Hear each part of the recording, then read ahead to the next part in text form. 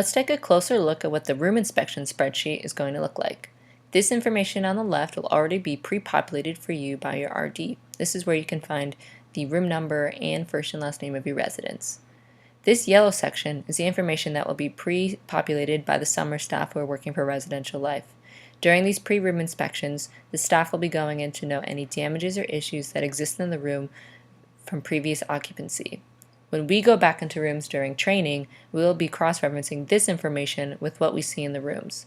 Our double checking of these rooms will make sure that residents' rooms are ready for them to move in. If you see any additional information or new items that have come up, please enter that into these boxes and submit a work order for that information. We'll be using the same spreadsheet for when residents check out at the end of the year. You can find their room number and name here and scroll over to the checkout section. Here you can put the date of checkout, your initials, and the key code that residents will be turning in to you at the end of the year. If any additional damages have come up in the room, in addition to what was listed at the beginning of the room, you can add those here. This is how we know what residents are responsible for at the end of the year. So Mickey Mouse is being held responsible for a broken light cover and a stain on the carpet under the left bed. We know this because these items were not listed in the yellow section from the pre-check-in inspection.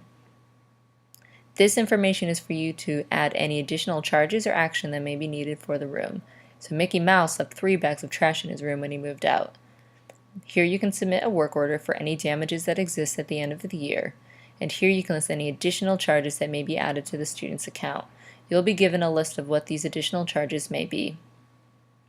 When we charge students, we may need to add a supplemental form, which will also be paperless this year. We'll talk more about this later on in training. If the damage has occurred in a common space or on a common furniture item, we will be splitting the charges between roommates, unless a roommate claims responsibility. We will also split charges if all the residents of a room claim responsibility for the damage. Lastly, it's important that students are aware of what charges they are being charged with at the end of the year. We don't want any surprises showing up on their bill, so please be sure to be kind and communicative while you're helping them with their checkout.